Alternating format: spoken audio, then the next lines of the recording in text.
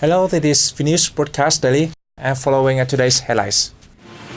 President Truyền pays a working visit to the northern province of Phú Thọ. Deputy Prime Minister Truyền met the governor of Yunnan province on June the 2nd. June becomes an action month to boost the prevention of HIV transmission from mother to child.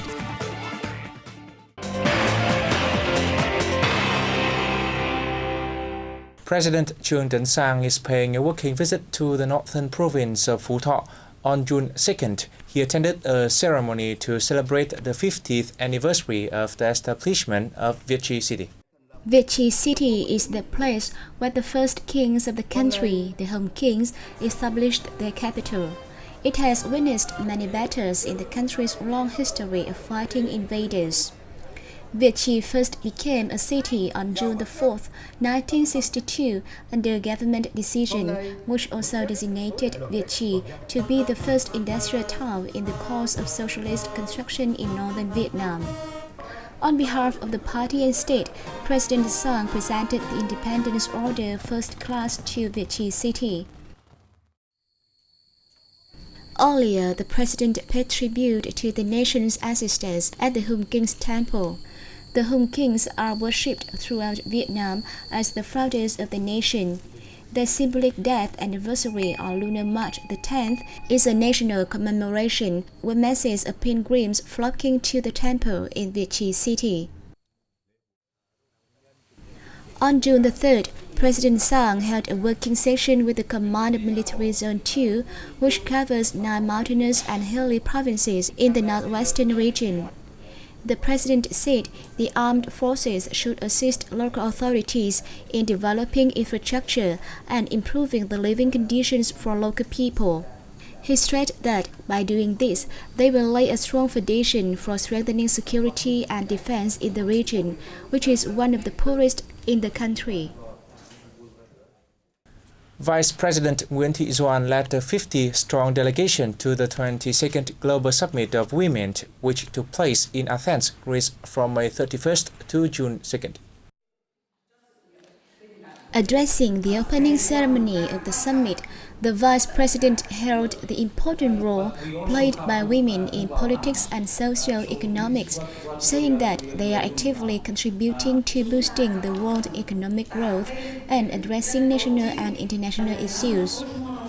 She suggested the summit put forth measures to promote the role of women in boosting economic development and international cooperation and in deciding social affairs.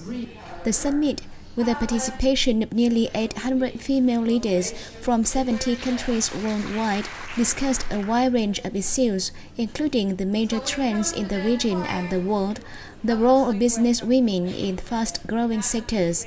They also shared experiences in business and enterprise management, trademark building, corporate social responsibility, and green business development.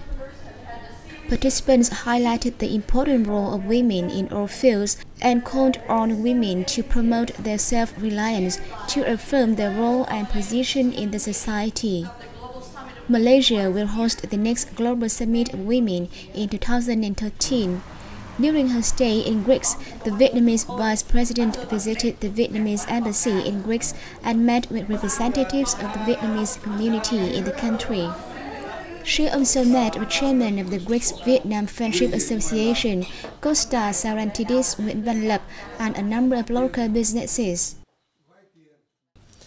Deputy Prime Minister Nguyễn Truyền held a meeting with Lee Ji-hung, Governor of Yunnan Province, on June 2nd as part of his working visit to China. Deputy Prime Minister Nhân said the development of the Vietnam-China Comprehensive Strategic Cooperative Partnership helps boost relations between localities of Vietnam and China, particularly Yunnan Province. Two-way trade between Vietnam and Yunnan rose 27.7% in 2011 to $1.21 billion. The number of visitors between the two countries reached about 250,000. Deputy Prime Minister Nhân proposed increasing contacts between leaders of Vietnamese provinces and Yunnan province to discuss measures to boost bilateral cooperation. Border provinces of both countries should coordinate to well implement three documents relating to land border and effectively fight cross-border crimes. Yunnan Governor Lee said there is good potential for cooperation between Yunnan and Vietnamese localities in economics, trade, education, training, control, sports, and mining. He said that the two sides should increase exchanges and hold more trade investment promotion activities with a view to expanding and further promoting the China-Vietnam Comprehensive Strategic Cooperative Partnership.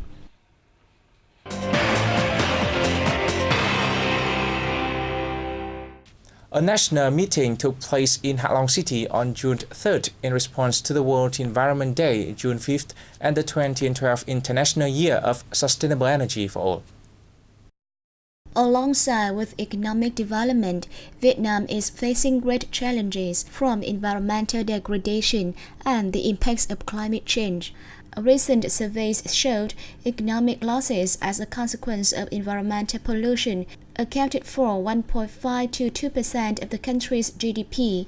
That is not to mention the cost of treatment for diseases caused by pollution, which is estimated at $780 million each year. For those reasons, Vietnam, like many other countries worldwide, has chosen green economy as a new model for development. Vietnam is drafting a green growth strategy for 2020 with a vision to 2030. Our target of 2020 is to maintain a good economic growth rate while reducing emission of greenhouse gas, using natural resources efficiently, and creating the premise for a green economy and sustainable development. Addressing the meeting, Deputy Prime Minister Hoàng Trung Hải emphasized the need to reduce exploitation of natural resources, develop environmentally friendly industries, and increase the use of renewable energies. He also called on each people to adopt a green lifestyle to help protect the environment. The Ministry of Health and the Thanh Hóa Provincial People's Committee on June 2nd launched a peak month for preventing mother-to-child HIV transmission. According to statistics, the rate of HIV infection among pregnant women in the country is 0.25%. Among those infected, the rate of transmission from mother to child is between 30 to 40%. As a consequence, about 2,000 newborn children are infected with HIV each year. The main reason for this is the poor knowledge of the women themselves about HIV/AIDS prevention in general and mother-to-child transmission in particular. In addition, preventive services are not available widely, plus the obstacle from discrimination against HIV/AIDS sufferers, which prevent pregnant women with HIV from accessing such services. The Peak Action Month aims to provide information on prevention of mother-to-child transmission of HIV to at least 80% of women in the age group from 15 to 49. Another target is to increase the rate of infected pregnant women receiving early preventive treatment to 30%. The country also plans to double the number of children born to HIV mothers to be provided with preventive treatment or alternative milk. Tourism officials of the Central Coastal Province of Phú Yên and the Central Highlands Province met up on June 2nd for discussion on linking their tours to attract more visitors. Participants presented the potential as well as specific tourism products of their own provinces. They also saw the benefit of combining Phú Yên sea tourism with the Central Highland region's strength in eco-tourism and cultural tourism. The Central region has huge potential in tourism development, with the Central Coastal provinces having good conditions for sea tourism, and the Central Highlands boasting beautiful forests and rich ethnic culture. If we can combine the strength of both, we will create diverse and fascinating tours. Participants also expressed their hope that an effective linking between Phú Yên and the Central Highlands will help pave the way for more interprovincial cooperation in tourism in the future. Moreover, it can also contribute to boosting tourism links with countries in the region, such as Laos, Cambodia, and Thailand. And this is the end of the news today. Thanks for watching and see you next time.